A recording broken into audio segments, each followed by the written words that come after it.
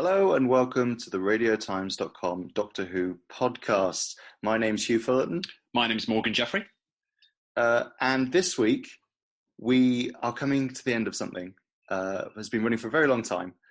For the past 9 weeks, we've been asking our readers, what's the best series of Doctor Who's modern era, aka basically New Who, the modern series, not classic Who, post-2005. There's been 12 series. Which one's your favourite? And, you know, sometimes in a pithier way than that. But yeah, we've basically been running this poll for the last 9 weeks or so. And we finally have a result. It's pretty exciting. 55,000 votes, 11,000 votes in the final round. 12 sterling competitors, but only one winner. And it is, I'm going to do a drum roll, then Morgan can say what it is. Shocker, it's Series 4. AKA 2008 series with David Tennant and Catherine Tate. Yeah, you heard it right. The series you probably would have guessed would win won the poll. The series that, as it turned out, we ran a poll 2 years ago with the series that aired at that point, and it won then as well. There's been nothing better since. It peaked. It peaked, yeah. So it's actually quite funny because what came second that time was Series 1 with Christopher Eccleston as well. And that is kind of what came second this time. That's what was in the final with it. So clearly people's views really calcified in the kind of noughties about what was best. But it's kind of interesting because I don't know about you, it's sort of hard to think about it, but Series 4 is obviously a great series, and we'll talk a bit about that in a minute.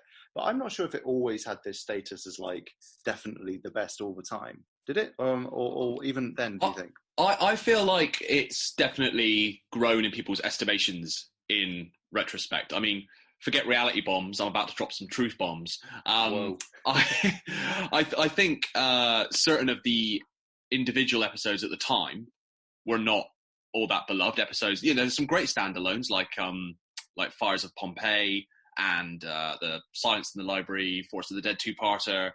Got a great reception at the time. But episodes like The Doctor's Daughter and actually the Sontaran two-parter got more of a mixed reception. I think a lot of how this series is perceived now is down to a couple of things, one of which is the sheer power of that two-part finale that kind of overshadows, to a certain extent, everything that came before it because it's such a fantastic payoff, and also how much people love and responded to the Doctor-Donna relationship. Definitely. I think as well that while there's definitely better episodes in Doctor Who generally, and in the sort of Russell T Davies, David Tennant, Christopher Eccleston firmament, I think there's a pretty good run of quality in Series 4, in that there's no real, I mean, your mileage may slightly vary on this, but I don't think there's any real stinkers in Series 4. Everything's pretty good. Like, even if some people will dislike individual episodes, I feel like there's nothing that is universally regarded as quite bad. Do you know what I mean? Like, it's all pretty good, I think. And even if, like, I think, like I said, weirdly, like the Sontaran episode, I have a weird sort of fondness for because they filmed it very near my house in Cardiff. But yeah, I feel like even that one, which is kind of like a bit of a, it's fine episode, is just the kind of just really professionally done, really entertaining, really slick. Because at this stage, Russell Davies and David Tennant know what they're doing. They've done 2 series together. Russell's done another series again. Like the machine was in kind of full swing at this point. Yeah, it's definitely a series where the worst episode is still a very good episode of Doctor Who. And I think this series is really good as well at showing everything that Doctor Who can be. In the sense that it feels very much like you say, they knew what they were doing by this point. The machine was in full swing, and they felt like they had permission maybe to push the show slightly further than they ever had before. So it's really pushed to its extremes in Series 4. So it's something like The Unicorn and the Wasp, or even Partners in Crime, is as silly as the show has ever been and maybe ever should be. And then, but you've also got quite a brave 1-2 punch of Midnight and Turn Left, both of which for different reasons are as dark and scary as the show ever has been and possibly ever should go. So this series really does feel like it's Doctor Who kind of pushing at its boundaries and being really pushed to its extremes. Definitely.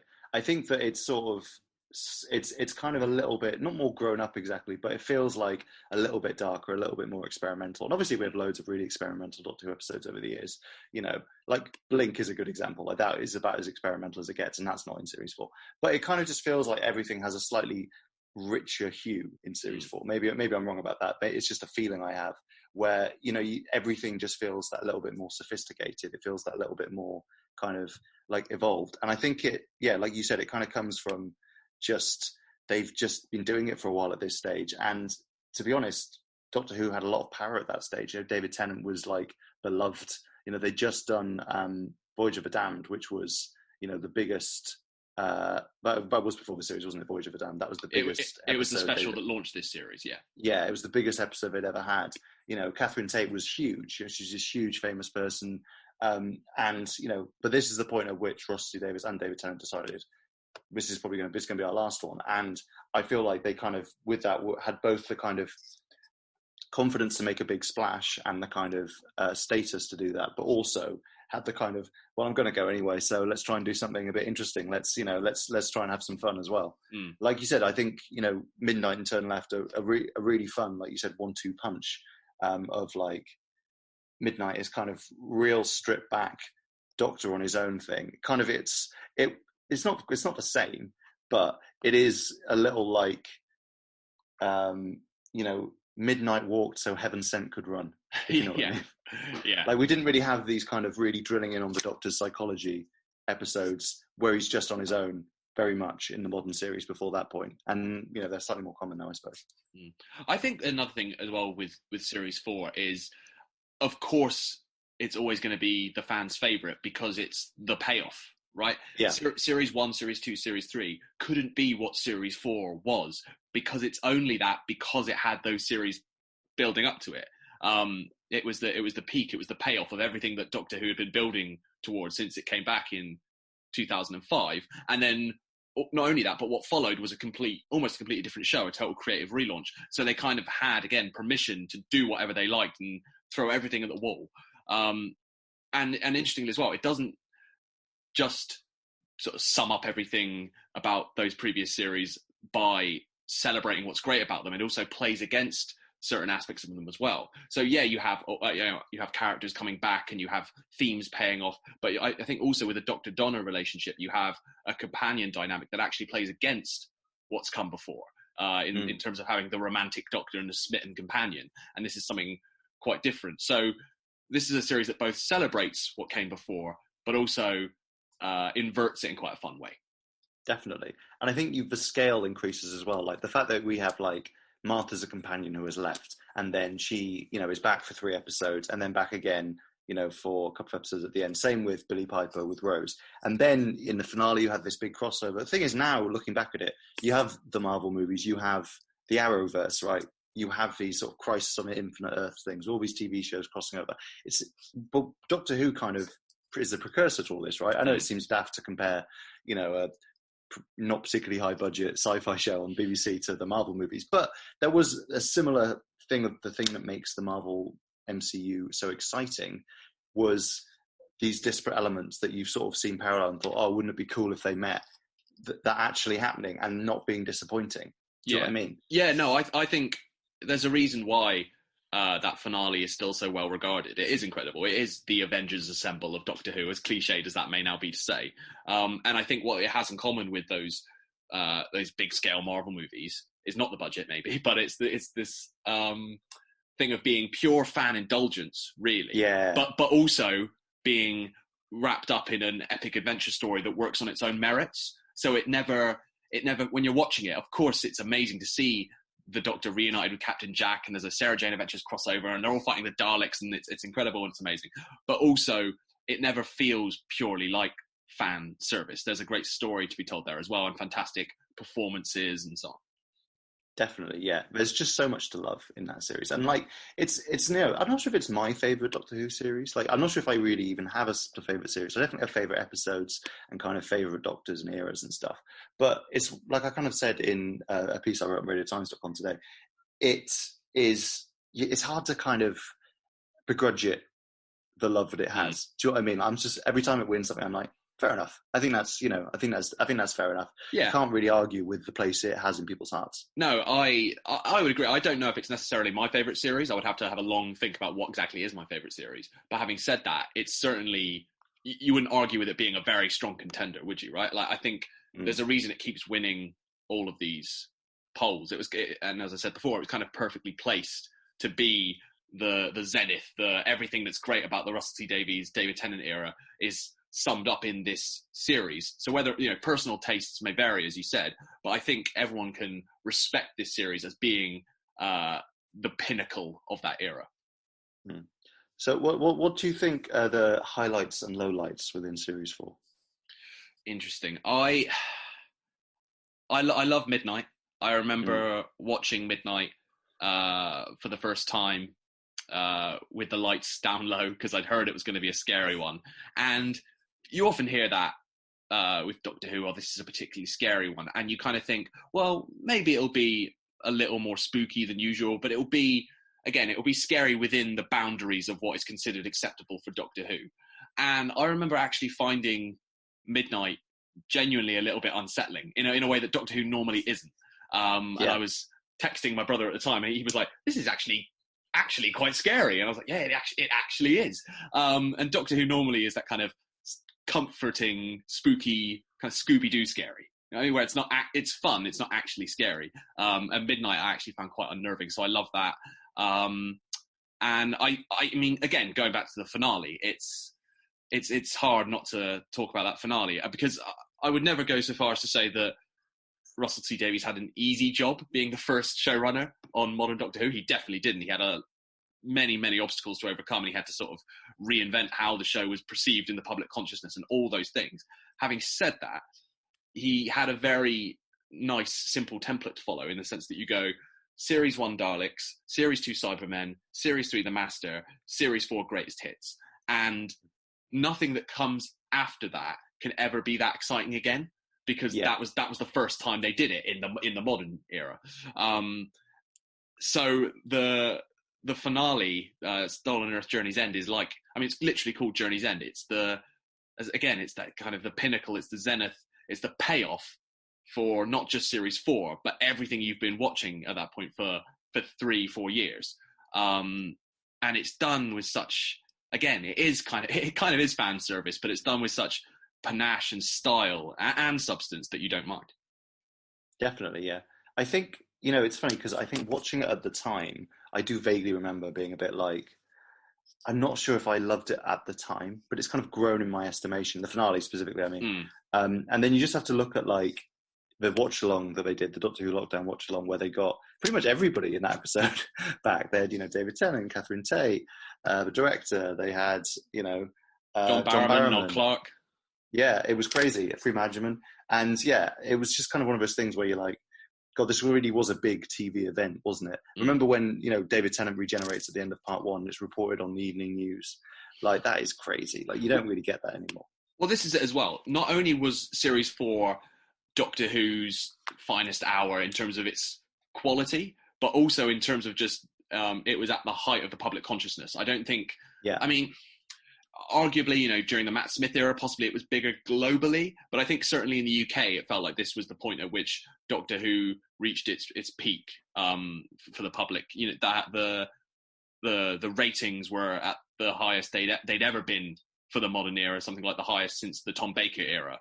The appreciation index, which sounds very dry, but it's basically a BBC survey where they survey a small portion of viewers to get an idea of how well the episode was liked. Those audience appreciation figures were at their highest ever numbers. I think I'm right in saying it was the first time that the series was trailed not just on TV but in cinemas as well. So in all those ways, it just felt like Doctor Who was bigger than ever before and better than ever before.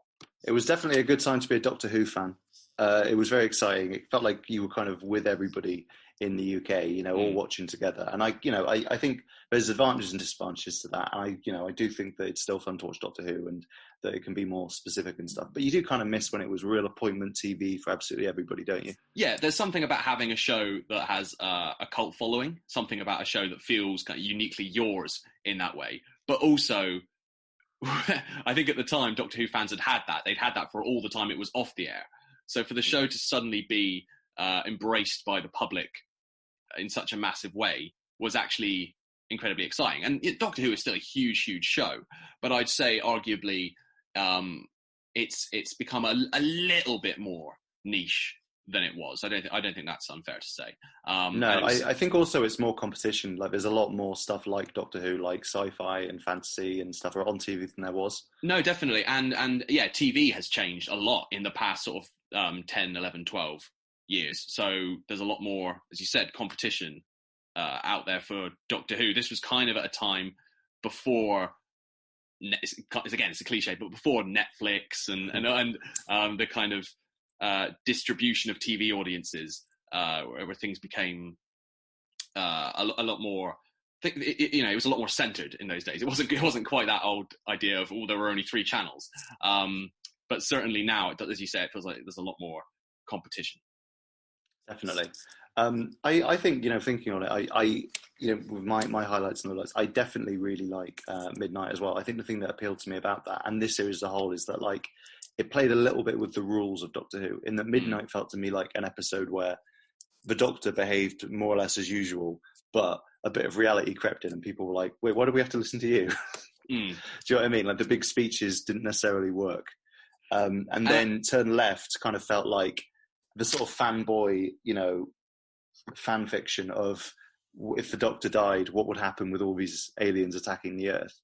And also kind of was a bit of a dry run for Torchwood Children of Earth and Years and Years, I think, for Rusty Davis, in the kind of just like Britain getting grim and making, camps for people, essentially. Yeah, that's an interesting point about Turn Left, actually, because you think of the finale, the 2-part finale, as being the kind of the fan service 2-parter that is nonetheless done very effectively. But actually, that's an interesting point about Turn Left, in that it is answering a long-held fan question of what happens if aliens invade when the Doctor's not around. But again, just as let's get all these characters together because it's fun, that's not a good enough reason to do an episode. You have to tell a good story. Equally, just asking that question isn't enough. You have to really explore the ramifications of that, the dramatic consequences, and you have to have really great performances reflecting those consequences. And that's what you have in Turn Left. It is an episode of what if the Doctor wasn't around? But really, the power of it is in the impact, the very human impact that we see play out, and in Catherine Tate's performance, which I must admit, I was looking back now, it's funny, but I was concerned when it was announced that Catherine Tate was coming back full time as Donna, because although I think she's great, the character of Donna in The Runaway Bride was a little more one note, which makes sense for the role she was supposed to play in that story. That she was kind of like light relief, comic relief, a fun sidekick for the Doctor, wasn't necessarily intended to function as a regular character, so that's fine. But I was really impressed again with how they fleshed her out in this series, both Catherine Tate herself and the writers, especially through her relationship with Wilf, which I think is one of, a great relationship, and Wilf is just one of the all-time great Doctor Who characters. But that really took me by surprise, the extent to which I took to Donna, as many fans did, having initially had a few reservations. It's fascinating as well, that Wilf relationship, because he wasn't supposed to be in it. They'd shot with Donna's dad before the actor, who's Howard Atfield, I believe his name was. Yeah, Howard Atfield sadly passed away. So he'd actually filmed scenes with Donna, and he was, up on the hill with a telescope. So he just brought back Bernard Cribbins essentially from, he'd had a little cameo in an episode. But yeah, it's quite interesting as well, knowing what might have been and what might not have been, because, there was this whole plan for a companion called Penny, semi-famously. I was about to say famously, but probably only famously within certain circles. Famously for anyone listening to this. Yeah. But and Penny does actually appear in Partners in Crime as like a journalist who decides that it's all a bit too much for her, which is kind of a little dig there. But it's actually a really interesting series. I mean, part of the reason I sort of feel quite close to it, I think, is because I've read The Writer's Tale, which is the book about Rusty Davis is emailing a journalist from Doctor Who magazine, and basically they kind of go deep into the writing process for that series and how it all came together, and it's really fascinating. I definitely recommend it to anyone listening who hasn't read that before. It's a good lockdown read, and kind of gives a lot of good insights into the process of making television, and specifically the process of making the very famous BBC TV series Doctor Who.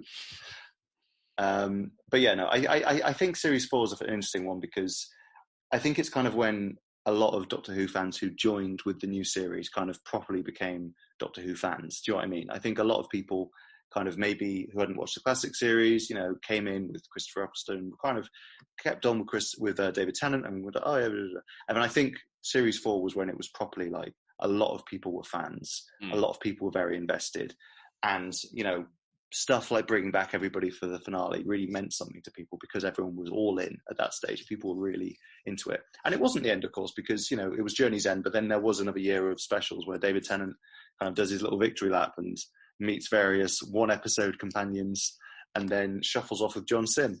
But still, I think Series 4 is definitely it's a pretty good legacy for the show, for David Tennant, for Rusty Davies, for Catherine Tate. And, I'm not surprised it won. It got a lot of votes. I haven't totted it up exactly, but of the 55,000, I reckon quite a lot of those were for this episode, this series. Sorry, it had just everything going for it in the sense that the show had been on a few years, so the creative team knew exactly what they were doing. Because it had been on a few years, they had kind of the story juice, if you like, to build up to something really spectacular, and they could rely not just on the legacy of classic Who, but on the show's own legacy, and they could bring back characters, and that was incredibly exciting. Also, because it had been on a few years, the show, as you say, it had built in popularity, so it was at the height of the public consciousness. So it was just as big and as good as Doctor Who could ever be, really. Like, it just built and built to this natural payoff, which, it's no surprise, really, that it's so fondly remembered now, because it's kind of, Doctor Who has many finales, and I don't just mean series finales, but payoffs, ends of eras. But this is definitely one of the all-time best. 100%. So, good choice, fans. Well done on the voting. It took a long time, but we got there in the end. Pick the episode you liked, and we'll be back in 2 or 3 years to do the next poll, and it will probably win again. And then we'll do another one of these. It's still really good. We'll be a bit older. Our voice is cracking with the effort, but it'll still be there. So that's very exciting. So that's pretty much all we've got time for this week's podcast. We were possibly going to honour the anniversary of the Doctor Who TV movie this week, but we've decided instead we're going to do that next week. So we're going to be talking about the Doctor Who TV movie, which, gasp, I've not seen. And I love. So that'll be an interesting discussion. Yeah, so I'm going to educate myself on Paul McGann's big entry into the world of Who.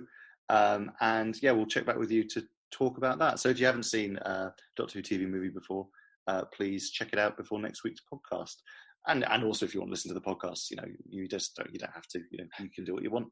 But yeah, for now, thanks for listening. We have loads of Doctor Who stuff on our website, including some fun news stories from some of the recent revelations from behind-the-scenes teams.